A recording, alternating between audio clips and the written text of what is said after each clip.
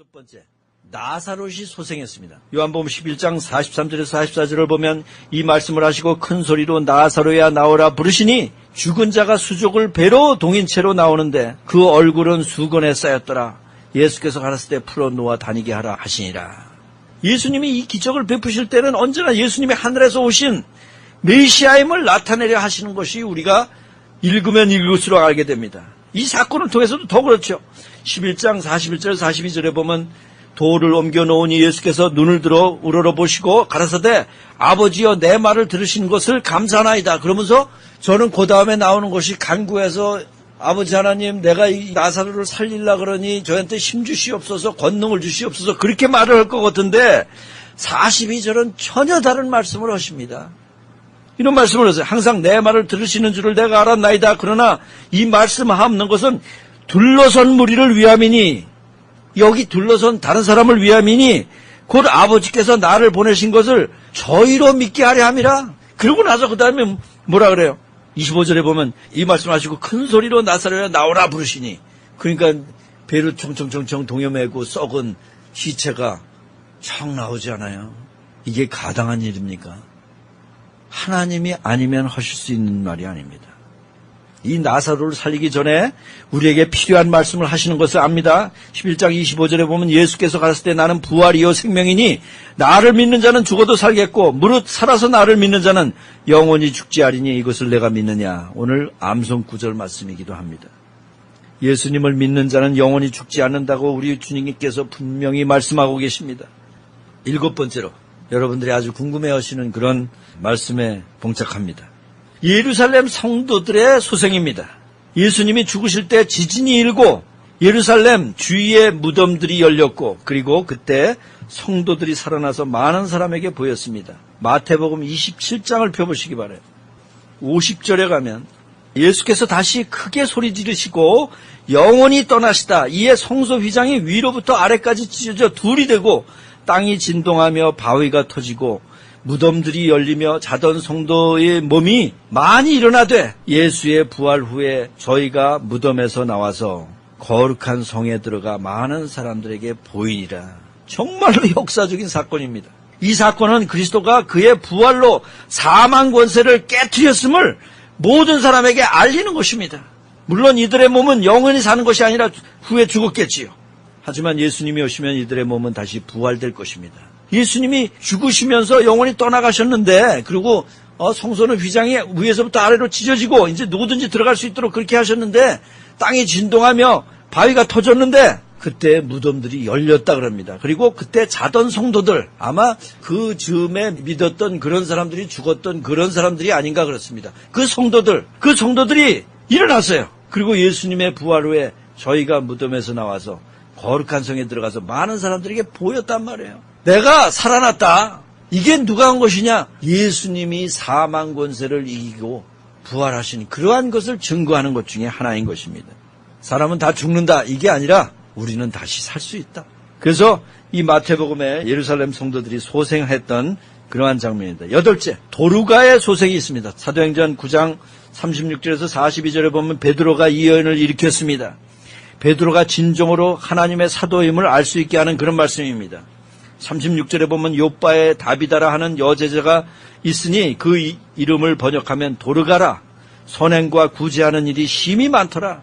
그때 병들어 죽음에 시체를 씻어 다락에 누이니라. 40절에 보면 베드로가 사람을 다 내어보내고 무릎을 꿇고 기도하고 돌이켜 시체를 향하여 가로되 다비다야 일어나라 하니 그가 눈을 떠 베드로를 보고 일어나 앉는지라. 베드로가 손을 내밀어 일으키고 성도들과 과부들을 불러들여 그의 산 것을 보이니 온 요빠 사람들이 알고 많이 주를 믿더라. 이 사람들은 베드로가 다비다를 살린 것을 보고 많이 주를 믿었습니다. 왜냐하면 이것이 하나님께서 하신 일이기 때문입니다. 우리는 어떻게 되냐? 지금 누구 뭐 살리면 믿겠다. 이런 것이 아니라 우리는 베드로가 이렇게 하고 기록한 이 성경의 증거를 보고 하나님의 그 놀라우신 권능, 죽은 자를 살리시는 그분을 믿는 것입니다. 마지막으로 아홉 번째, 유두고의 소생이 있습니다. 유두고. 사도행전 20장 6에서 12절을 보면 9절에 특별히 유두고라 하는 청년이 창에 걸터 앉았다가 깊이 졸더니 바울이 강론하기를 더 오래 하며 졸음을 이기지 못하여 삼층 누에서 떨어지거늘 일으켜보니 죽었는지라. 사도 바울이 이 청년을 살립니다. 10절에 보면 바울이 내려가서 그 위에 엎드려 그 몸을 안고 말하되 떠들지 말라, 생명이 저에게 있다 하고, 그래서 올라가 떡을 떼고 먹고 오랫동안 곧 날이 새기까지 이야기하고 떠나니라. 사람들이 살아난 아이를 데리고 와서 위로를 적지 않게 받았더라. 죽었었는데 살았어요. 사도 바울이 진정으로 하나님의 사람임을 우리는 확인하게 됩니다. 왜냐하면 고린도후서 12장 12절에 의하면 이런 표적이 곧 사도의 표된 것이라고 말씀하고 있습니다. 그러니까 사도라든가 하나님의 사람들은 어떤 기적과 표적, 그런 기사를 이루는 그런 사람들, 하나님의 사람인 것을 증거하는 것입니다. 그렇기 때문에 그 사람들이 성경을 쓸 수 있었던 것이죠. 아무튼 이렇게 9가지의 소생이 성경에는 나타납니다. 이 말은 생명은 하나님께 속했다고 하는 말이기도 합니다. 하나님께서 우리의 생명을 연장케 하시려면 얼마든지 연장케 하실 수 있다는 말이기도 합니다. 다른 말로 하나님은 우리 생명을 주장하시는 분이시요, 우리 생명의 주인이심을 말하는 것이기도 합니다. 또 다른 말로는 하나님은 정말로 전능하신 분이시구나. 또 다른 말로 예수님은 정말로 전능하신 분이시구나. 우리의 몸은 또 죽었다가 살아날 수 있다. 그렇다면 우리의 영은 어떻게 되겠는가? 우리 몸이 죽었다가 다시 사는데 우리의 영이 그냥 사라진다고 말할 수는 없지 않는가? 이를 올바로 알기 위해서는 예수님의 부활을 알아야 됩니다. 시간 관계상 예수님의 부활은 다음에 말씀을 드리겠습니다.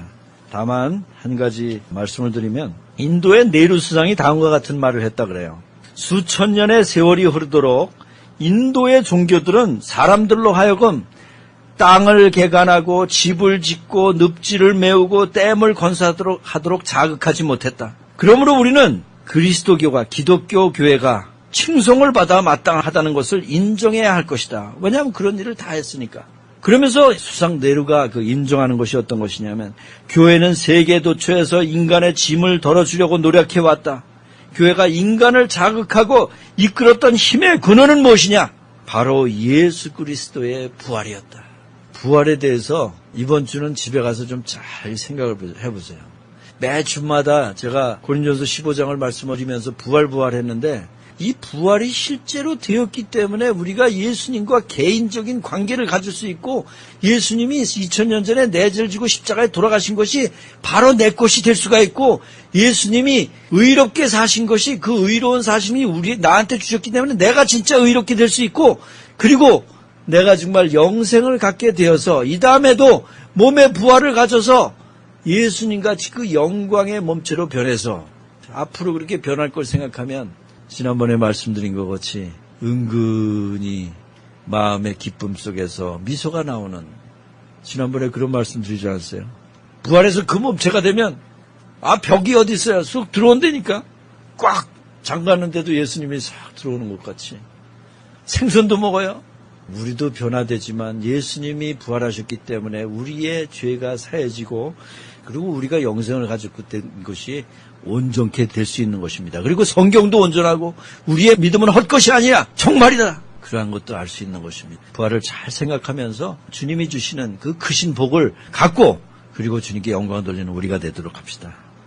아버지 하나님, 오늘 부활에 대해서 보면서 부활의 중요성과 다시 소생했던 사람들을 보았습니다. 이것을 보면서 하나님은 참으로 전능하신 분이시요, 우리의 생명은 주님에게 달려있다는 것을 알게 되었습니다. 우리는 참으로 아무것도 아닙니다. 이 세상에 육신으로 살고 있지만 몸은 죽을 것입니다. 예수님이 우리가 사는 동안 오지 아니하시면 우리는 죽게 될 것입니다. 그러나 그 죽음이 완전히 죽는 것이 아닙니다. 영이 살아있고 나중에 몸이 부활해서 예수님과 영원히 같이 산다고 하는 이 큰 소망, 이 확실한 소망, 이것을 생각하며 현재의 어려움과 힘든 것을 다 이겨나게 해 주시옵소서. 그리고 주님께서 영광 받으시기를 간구합니다. 우리를 구원하신 예수님의 이름으로 기도합니다. 아멘.